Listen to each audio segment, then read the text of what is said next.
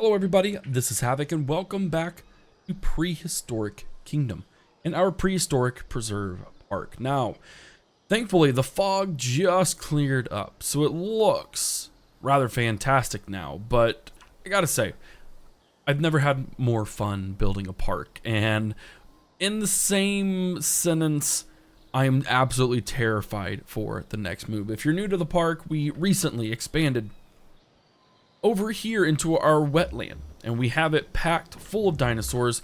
I will admit, total welfare is at 78%. There is a little bit of conflicting needs here, and we may address that later.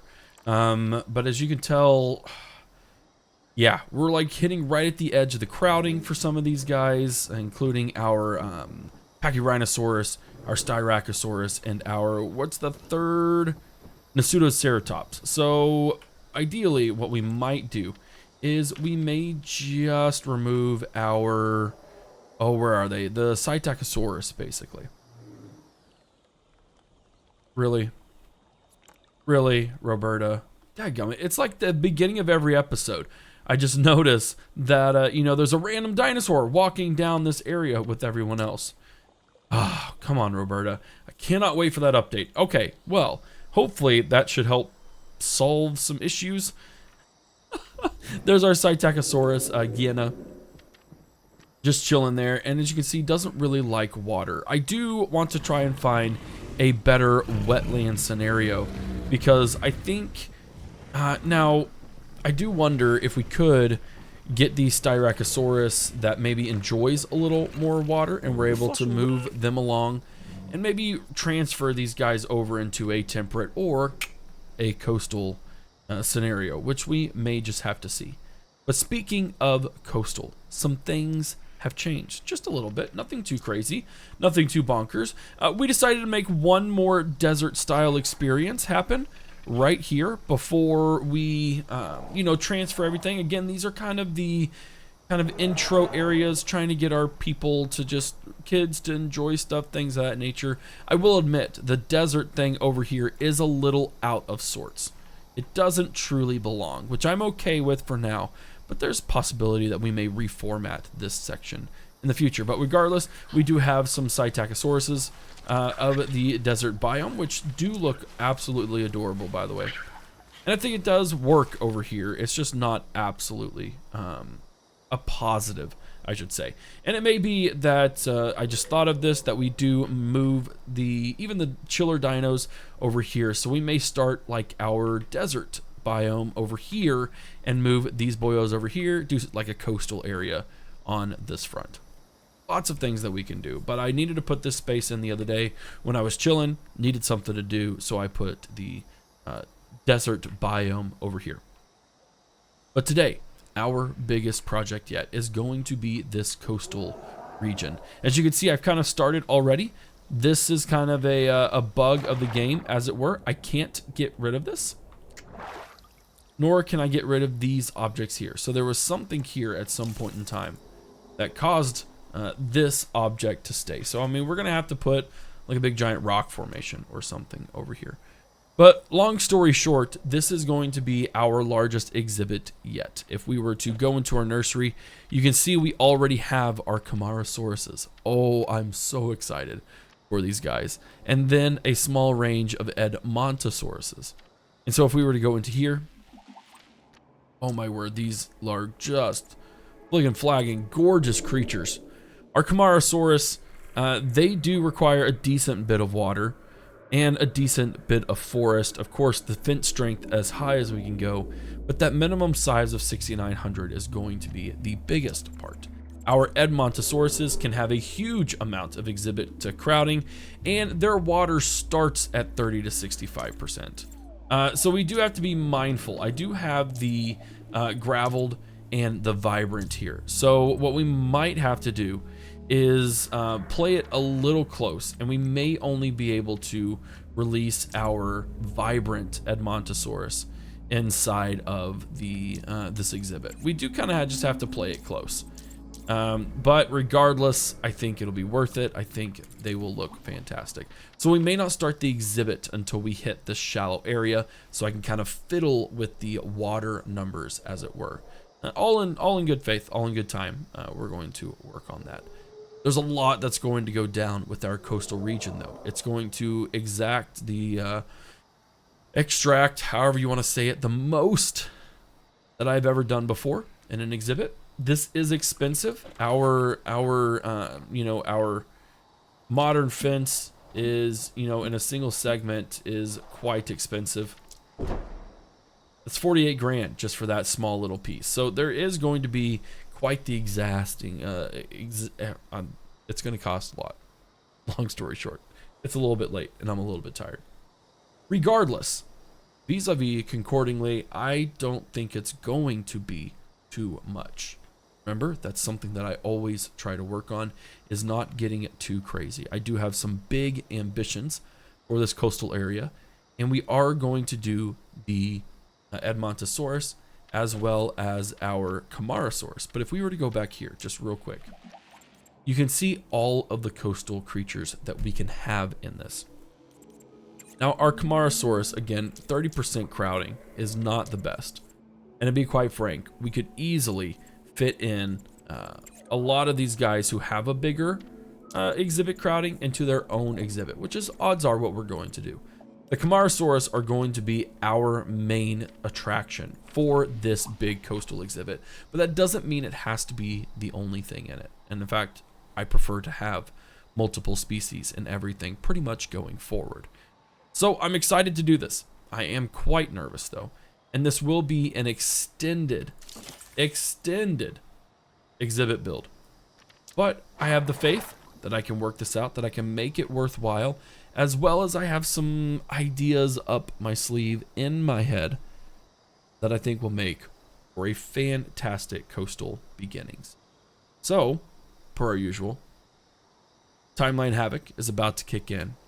Get a snack, chill out, segment some time away, silence your phone, because this is going to be a long but very exciting journey to build our biggest coastal exhibit, our biggest exhibit yet. And welcome everybody to Timeline Havoc.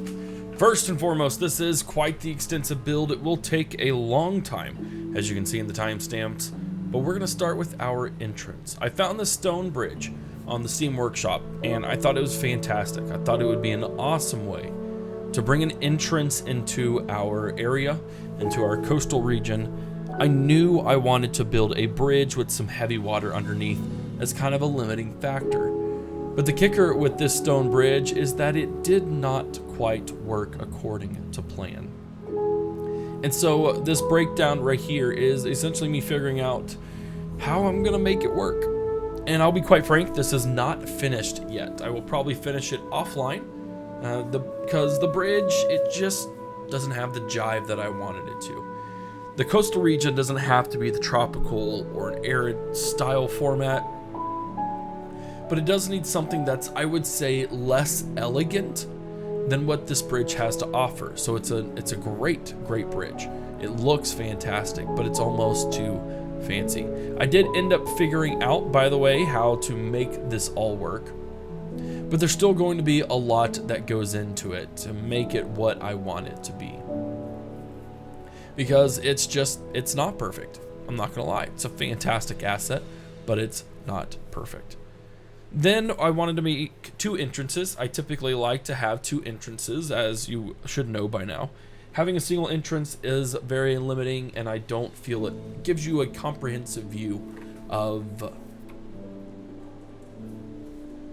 the park as a whole. So we're rolling with that.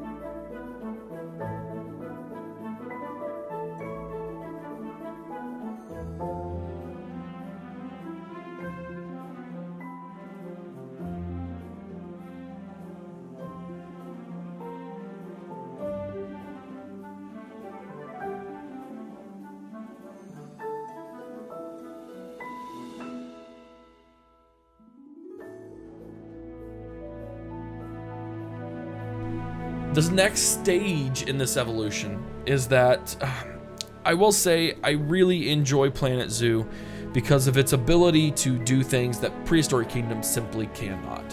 What I want to accomplish here is some sightseeing things that are underground, where you're going to have dinosaurs walk over you. That isn't going to work here. I'm going to have to create a very rigged setup, I guess you could say, that would allow me to accomplish my tasks of creating some sightseeing spots that are kind of on almost the lower level of the exhibit. So what I'm going to work on is I'm going to work on creating a land bridge, because I can't actually connect via dirt itself. The game doesn't allow for that, much unlike Planet Zoo, or Planet Zoo. And so I'm gonna have to figure out a jerry-rigged kind of way of getting our dinosaurs across and be able to use it. So you can see the kind of a step progression here. I do have my 2 sightseeing areas, and now it's simply a matter of figuring out how to create that land bridge. I will say I'm successful in it, just so you know ahead of time. But it was a difficult area. It's a lot of layering. It's a lot of hoping that this will work sufficiently once I actually get it all in motion. Because even at the end of this episode, I'm not quite sure. But the land bridge itself was a very large chunk of this build, simply because there were so many coordinating pieces that I just had to get it figured out. Once I got that figured out, things got significantly smoother. So you will see that there is a little bit of an elevation difference, and we'll be able to carve out that space here in the future, which is what I plan to do. But then we have our roads we need to fix, which roads are very finicky in Prehistoric Kingdom. I'm going to flesh all of this out. So again, I love Planet Zoo's ability to carve into ground. I feel like this build specifically would have gone very, very well, especially in looking at like Party Elite's builds and how he does things. But regardless, we got it accomplished. The next step we had to figure out was how to connect these. I did not want 2 separate exhibits, although I feel like that probably would have been a very cool idea, is to have 2 separate exhibits of the same animals that almost looked as though they operated the same. Rather, I wanted a full-blown, multi-tens thousands meter squared exhibit to give our dinosaurs the most room to walk in. And thankfully, what you're seeing right now is that evolution, and it works perfectly. I'm so happy with how this actually ended up functioning. So we will have a higher elevation, and we can start using that to our advantage. Terrain isn't something that I've worked on a whole bunch, so to see terrain now start coming into play and some height differences, it's going to make a world of difference for the park itself, give it some life.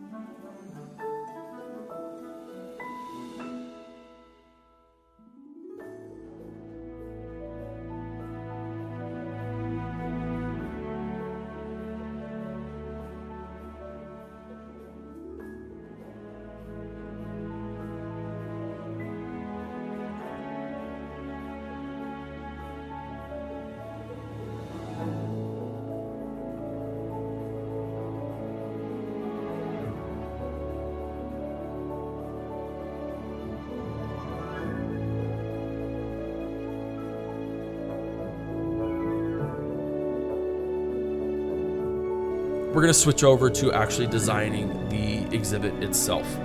It's going to involve a lot of rocks. It's going to involve just tons and tons and tons and tons of trees to a capacity that I didn't quite realize myself. But you'll notice there that we still have a lot of space and fencing that technically doesn't limit the dinosaur in the way that I want it to. So we almost have to create this faux wall, this faux section, where the dinosaurs aren't going to want to have an incentive to move across these, basically. We want them to use that land bridge and that land bridge only. And also to create the smoothest form of everyone seeing that. This worked extremely well. I love the prefab rock layouts because they have helped immensely to shape the park like I want it to. And this is just me experimenting a little bit with a tower. We're going to do something with those towers, don't you worry. We're gonna have a lot of fun with it, I think. There's going to be so much visibility in this park, in this exhibit, that I did not originally intend, that I am super incredibly excited for, because it's just something that's unique. I haven't seen anyone build ginormous exhibits like this. And as we're gonna see here in a little bit, I'm gonna be able to pack it full of animals, and I am just so beyond thrilled with how this turned out. The last little bits that we added here was adding a sort of creek system. I wanted a thin creek, which was a little hard to accomplish because even the smallest brush setting doesn't allow that to happen. But now we're gonna do some final touches. We're going to bring in some trees. We're going to bring in a lot to make this exhibit come to life. But you're going to notice that even what I bring in at the first is a fraction of what the dinosaurs actually want. This exhibit's my favorite. We worked and talked consistently about not getting overwhelmed by scale. And I believe I'm still right on track, right on target to not be overwhelmed by this. This worked so well. And I wasn't stressed. I wasn't freaking out. I wasn't like, how am I going to get this done? Now, mind you, this is an 1.5 to a 2-hour build. And you can see here, we're double checking some things. But it's good. We've got some fleshing out to do, 100%. This exhibit's nowhere near done. This section's nowhere near done. But I'm loving it. It's a blast. And it's thanks to your comments and your creativity. I don't say creativity, but just your comments and your encouragement that really helped me get to this place where I'm not freaking out about it. And that's not normal. This would have overwhelmed me in a previous park, but I think in the style of life, the area of life that I'm in, things like that, it's actually working out really, really well.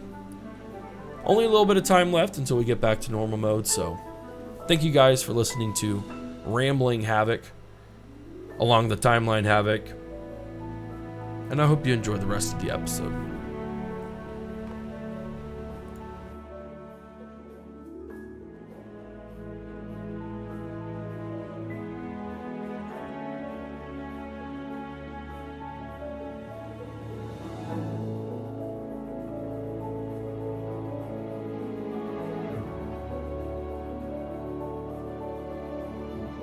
Alright, ladies and gentlemen, welcome back to Real-Time Havoc. Man, was that an adventure and a lot of obstacles to overcome, but I really think this is going to be one amazing hit of an exhibit. So, essentially, as you probably heard Timeline Havoc say, we have this fun way. I will say once again that Planet Zoo has this sort of system nailed down. I wanted an underground system where they could go all the way across, but instead I chose to do a form of land bridge instead, simply because of the limitations that we are experiencing. But regardless, you're going to be able to have a full-blown experience all the way through here, which I'm gonna flesh out. I'm gonna have a lot of fun doing it. May do it as like a short or something, but it looks great. Oh, I'm so excited for this. Now, the best part that we get to have and that you guys get to experience is we get to finally, well, aside from all those, we get to release all of our animals. Oh my word. We're gonna release them throughout the park.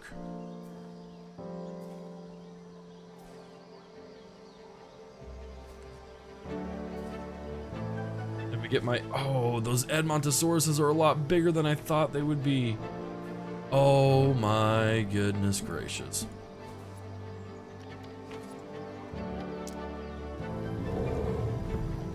Oh my word.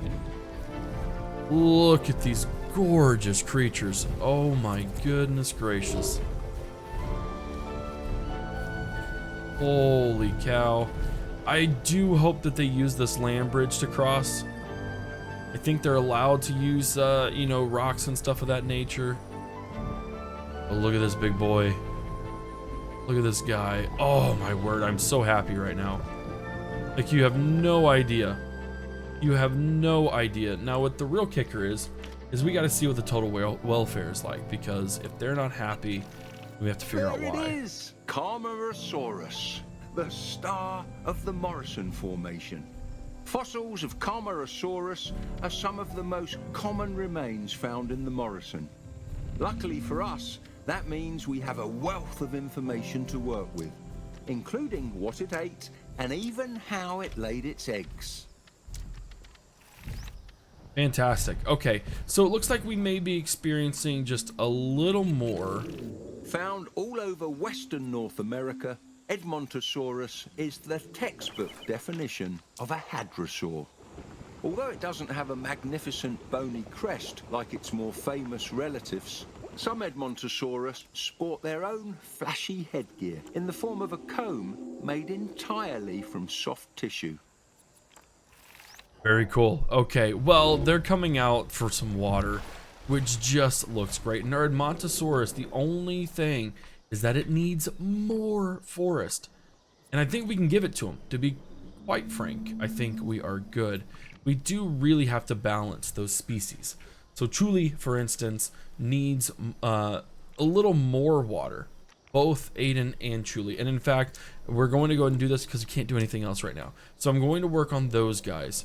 But everyone else here needs more forest and can handle more forest. So that's what we're going to do. We're going to give them just a bit more. We're going to roll with the fern forest because I do think it needs some, you know, vegetation in between here. Just get that area nice and thick. We can kind of experience all the way out to the shallow waters, I think. What are we looking for here? We're good there. They still need more. Let's go ahead and drop the fern forests into this section. Really going to create just a very, very dense area of just ferns, pines. I mean, we're talking super dense here.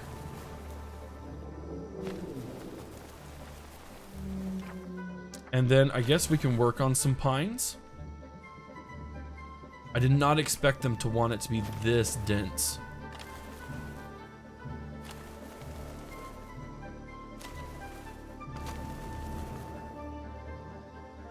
I mean, that's pretty darn dense to me. But, okay, we're at 86. Let's go ahead and figure out, Halia? Halia, where are you? My dearie? My dearie? I feel like they want more. So we could get some scrubland. They don't jive together quite as well. And I suppose that's okay. I mean, we really need her to be okay.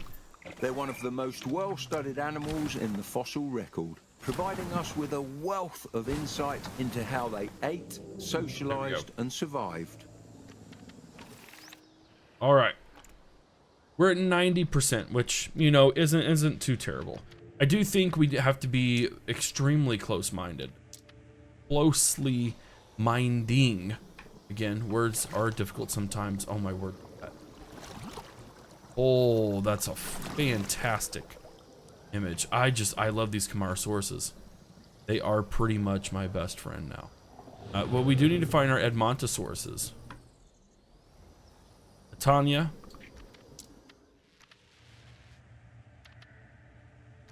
Oh, those are our Camaros. Oh. I'm wondering if there isn't just something a little bit wrong here.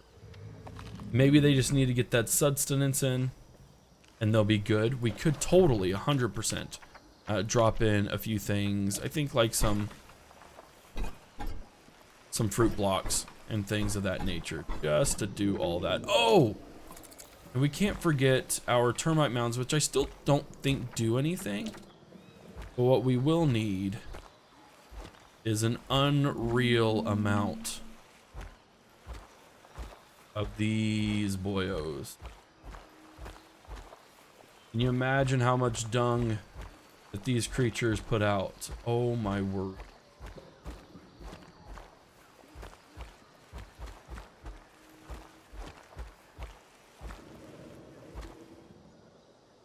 Okay. Now, let's check on things. Perfect. All right, sustenance will get there. And I feel like especially once they get into... Go ahead and just drop some water here. They'll be able to get to it. I'm not too concerned now. Welfare is at 100, and look at that, a total score of 3,079. Now, again, what we can do... Please eat from there. Please do the animation. I am nerding out right now. Yes. Oh, you're technically eating. Don't let its peculiar mouth scare you. The long chisel-like teeth may look like a carnivore's, but they are actually much better adapted to rip coarse leaves from tree branches. Although, to be fair, we haven't really put the theory to the test. Okay, so what we got to do real quick, there we go, is we have to see what else we can squeeze in here. We have more than enough space. Exhibit crowding is only at 19% at the moment. So that's really, really not bad. Our Edmontosaurus can take a lot more. Let's get some little ones in here. So again, we're working on our climate. We can go coastal, which means we can have a range of things. But what we need to make sure is that this specifically is in the positive. So we are going to hire, we are going to get a couple more creatures from there. Now we could drop in, ooh, a Dryosaurus. No, their water needs are much too low. Torvosaurus would not be a good idea for very obvious reasons. That's not going to happen. However, our Psittacosaurus, I bet our Psittacosaurus would actually be okay. If we went with our SP or our Sibiricus, would actually, I think, be the ideal.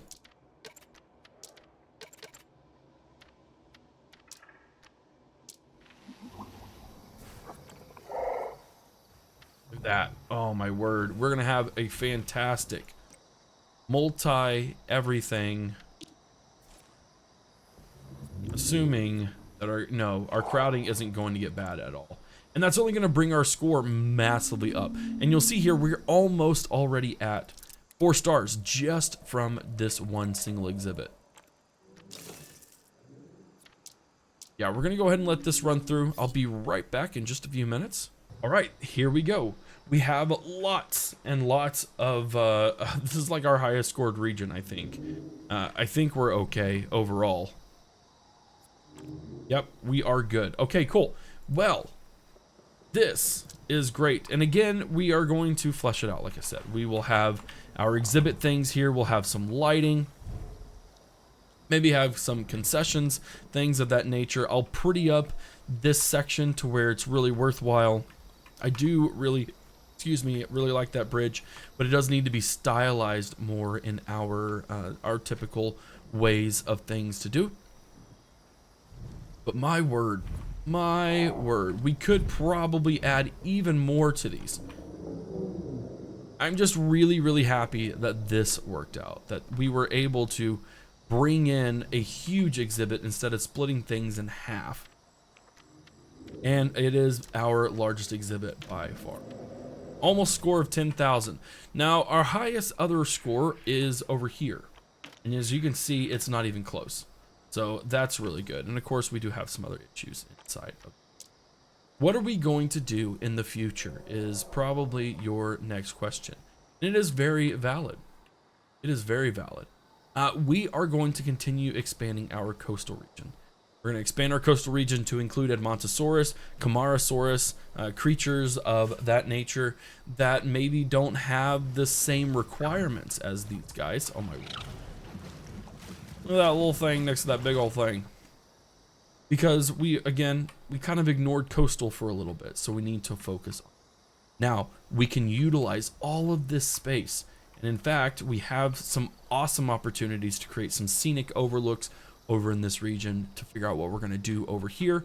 Probably going to start our tropical section over here, but we got to find some cool ways to do all of the things. Is that a dinosaur? It's not a dinosaur. There is dinos on the loose though. Because there we go. All right, so for whatever reason, an instance is causing us to not have, there it is. Clear. Clear, clear, clear. There we go.